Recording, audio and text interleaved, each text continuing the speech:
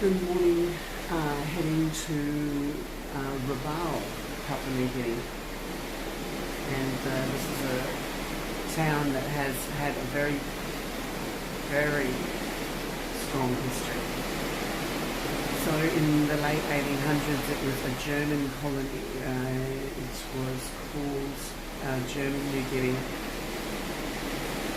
until World War I, when it was taken over by the British Empire, and then when the British Empire collapsed, it became an Australian protectorate from the League of Nations. So Rabaul was the capital of the island of East New Britain. Until the eruption of the volcano there in 1937, when the capital was then moved to Kokopo, and now it's in Lae.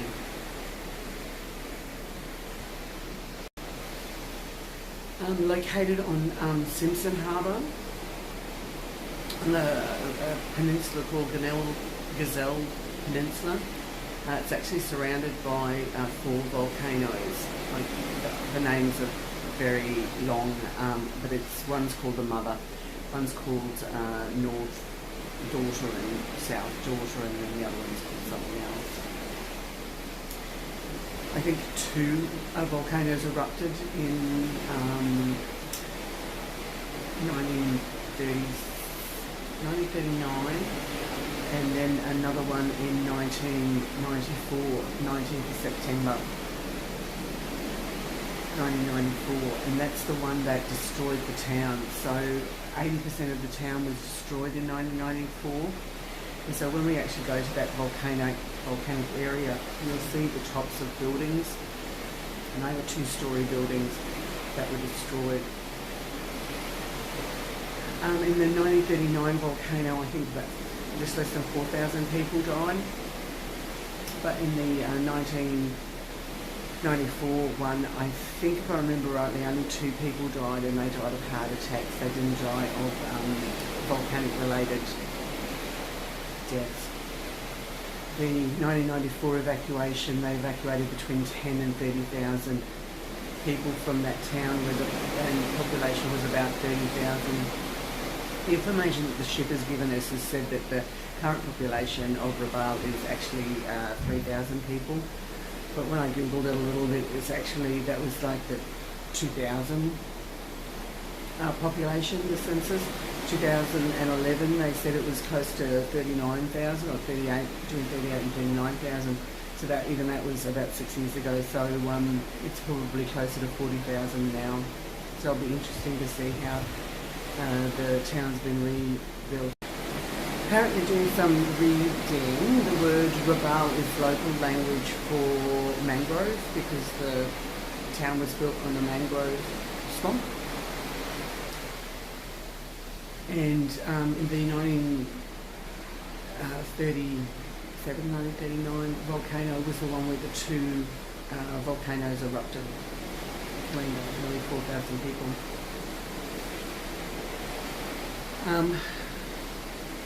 The pyroclastic shield of this volcano, you can't see it, so it's actually gone underwater, and it's actually it's not a crater, it's a caldera, it's a cauldron. Is more like a sinkhole than just a big hole. And the pyroclastic shield has sunk underneath the water, and so pyroclastic just means fire and broken rock. So you can't actually see the ring, it's down under the water. But there are 4 types of volcanic debris. Once again, can't remember their names, there's just 4 of them. 2 of them relate to the size of the rocks, and 2 of them relate to the size of the ash, large and small. But when we get there, I'll video some of the ash, and it's just an amazing concept where you can see where the previous level of the earth was, and then about 6 or 8 feet higher is the new level. Yeah, it's very interesting when we get there. Sun's coming up quite high now. So Rabaul's World War II history is very significant. It was when Pearl Harbor was bombed, the Allies realised that Rabaul was in trouble, so women and children were evacuated in 1941. And the Japanese actually occupied here between 1942 and 1945. And so Rabaul was very much destroyed by Allied bombing during that time. So after the bombing of Pearl Harbor, the Americans enacted Operation Vengeance. Basically, the focus of the operation was to get Yamamoto, the architect of the Pearl Harbor. And when Yamamoto actually left Rabaul, flew out of Rabaul, the Allies got him over South Bougainville. So this area is vitally important to the defence of Australia, because it was almost like the last line of the Japanese invasion. The other day when we were in Alatau, one of the guides said how important that area was in defending Australia.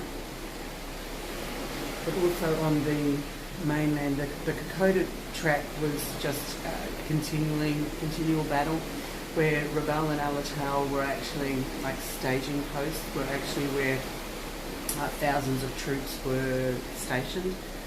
And I think when we get here, we might be able to see some of the tunnels that the Japanese built into the hillside to protect themselves from Allied bombing.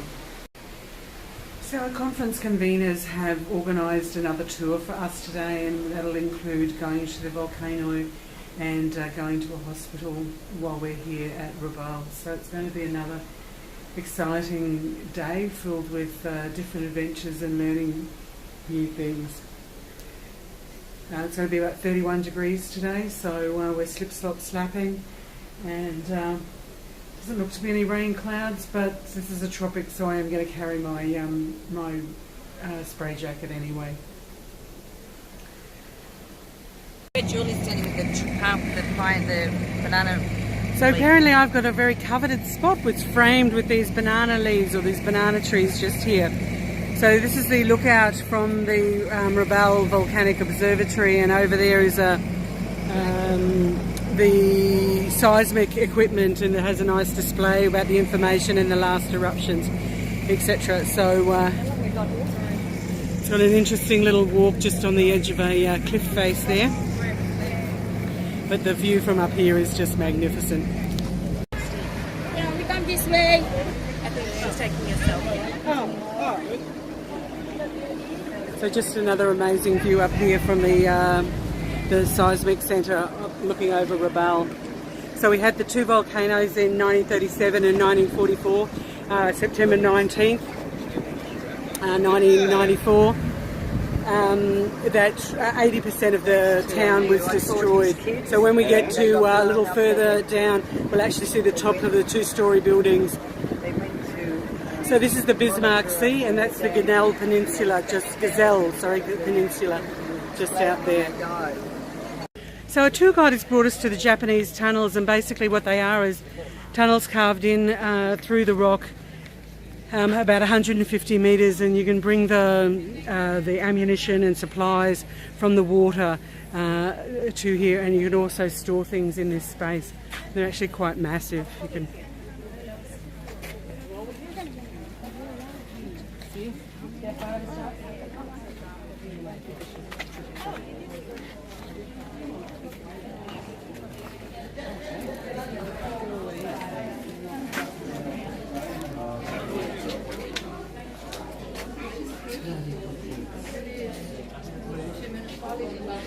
It's about 150 metres over to the water on the other side.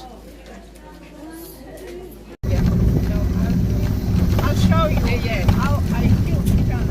Ah. Oh wow. Okay, so what's inside? Show inside. The inside. It's like a nut. Yeah. Inside is meat. Yeah. What does it taste like? It tastes sweet. Sweet. Yeah. Sweet like fruit. Yeah. But not like fruit. It's another fruit. But if you have to try it in your mouth. Wipe your mouth. So how I do banana? Like this. You know to do that while you're working? Yeah. So Joey I will have. Yep. Yep. Spit it out. So take your finger. Dry and I'll eat properly. I'll chew properly.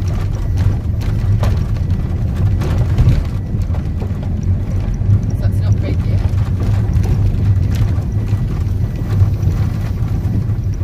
When I'm chewing, I feel that it's red. I will stop. Ah, right.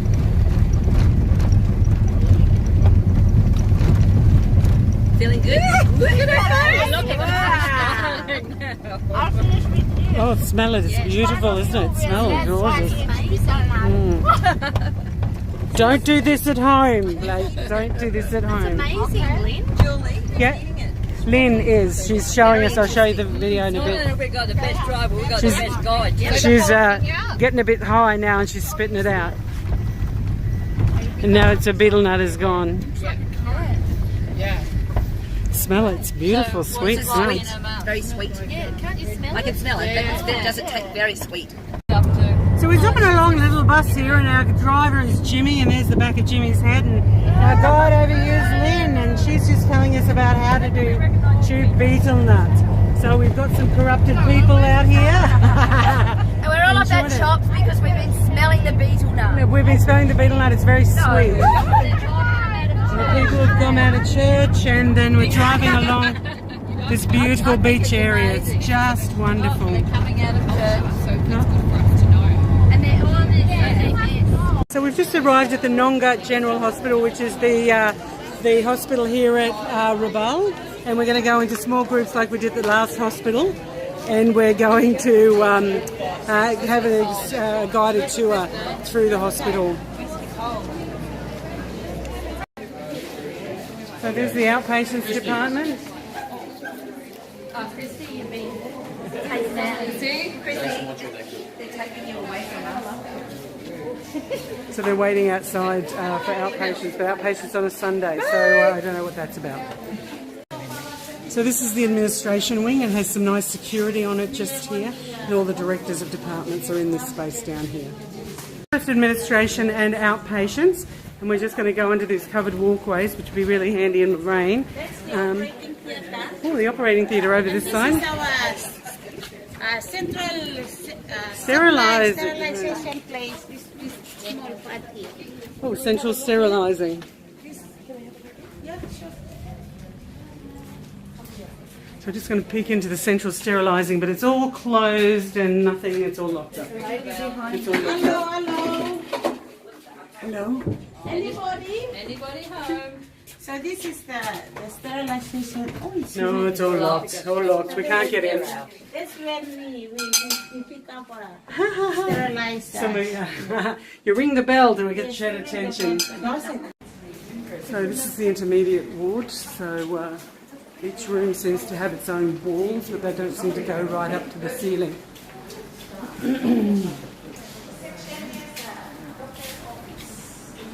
And down into the doctor's office. Air conditioner.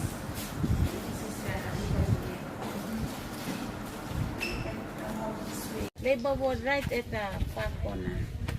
Labour ward apparently is right down the end there. So this is the obs and gynae wing. And we've got some relatives sitting out there under a tree. This is the kitchen space apparently. We're just going to be walking past a bit of a bed there, and we've got some fly screens on everything. And we're going to cruise into the pediatric wing.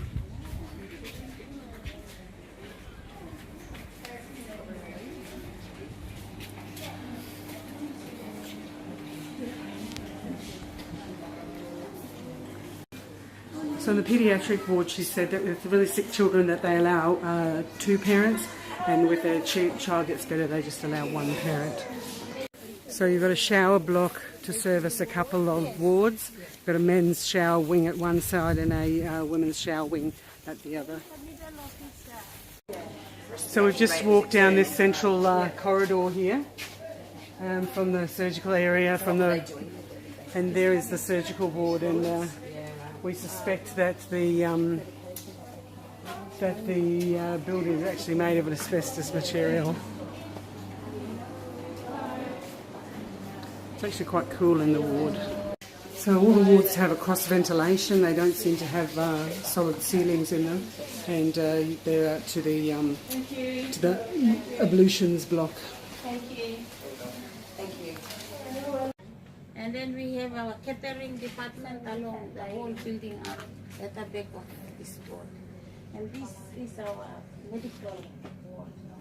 And the side there, Medical ward here. The surgical ward at the back here was ENT. So apparently we've been told that this one here is mental health, and then family support building is to the back there. But I see that people have done their laundry and hung them up on the Rotary Hills Quest. And we've come basically to the end of the precinct because there's the very solid metal fence. you update our activities. That's what we're doing today. We do the same. Education. So do you all work in the operating theatre for eyes?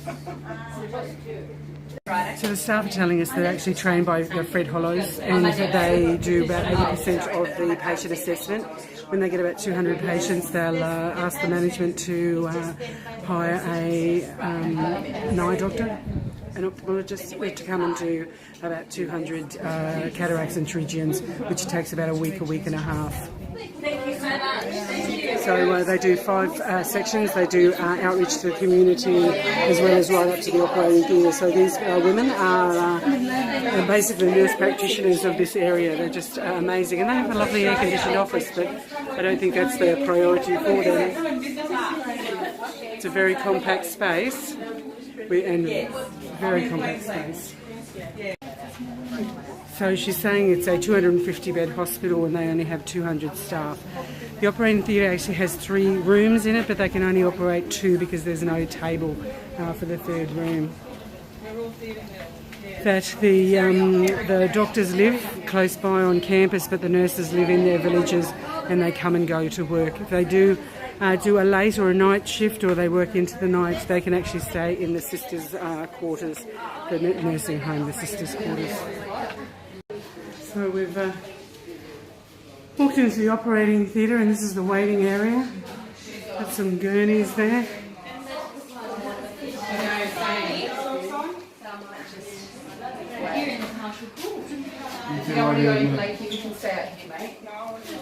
Shoes off, guys, if you've got green.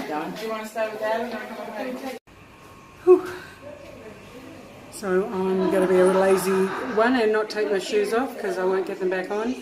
And just looking in here to the operating theatre.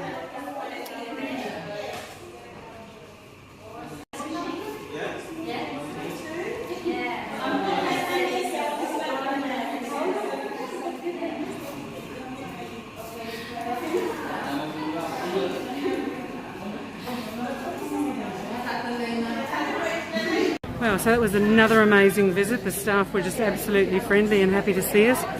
Excited to share their experiences with us, especially the, once again, lucky to have the ophthalmology girl as our guide, so that was really fantastic. So one of our girls made a comment about she'll never complain about our hospital again, so maybe that is one of the insights when you actually come and see how other people deliver health in other places, that you may become a little bit more accommodating within your own workplace. So I'll have to thank the guys for organising this visit to the Nonga General Hospital here at Rabaul. Just standing here in a last bastion of a little bit of shade, just looking over the volcano that erupted in 1994, 19th of September. The whole town was evacuated.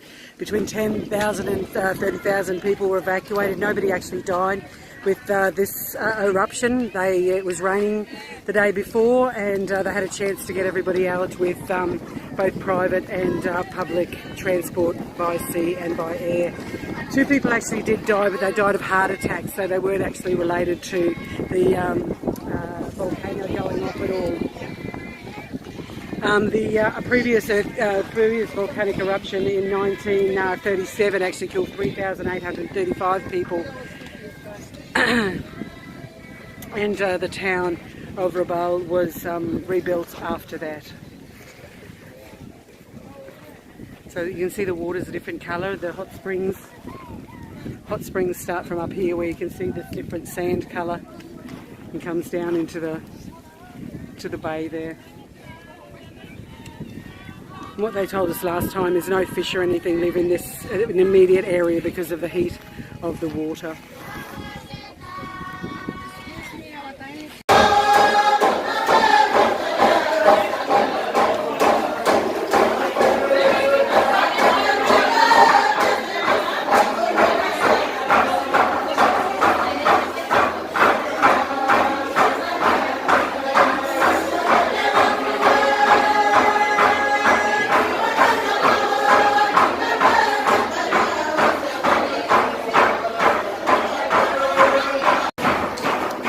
So we've come over to the Rabaul Yacht Club,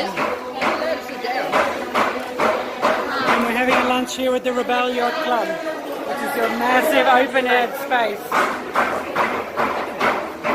Just because this one we've got a big bag here. So we've just finished at the Rabaul Yacht Club, and this sign that's blowing in the breeze here is a welcome sign to us, to the nurses. It was beautifully painted. So they gave us a really lovely salad lunch with some chicken, and had some dancing, and were fondling around with a python. So it was really lovely of them. Really nice morning. So we just had another absolutely fantastic outing, and this time we explored the PNG town of Rabaul. So we're sitting here in Simpson's Harbour on the Gazelle Peninsula, and our home away from home is sitting here waiting for us beautifully. So the locals were really, really friendly. We went and had a look at the volcano. We went to the seismic centre. The locals did a dance for us, and we had some lunch at the Rabaul Yacht Club. Just absolutely fantastic day. The hospitality of the hospital and the nurses were just absolutely wonderful, explaining their processes and their conditions. And I was really, really impressed to see that there's a lot of nurse-led clinics. 80% they said of nurse-led processes. So maybe we have things to learn from some of these developing nations.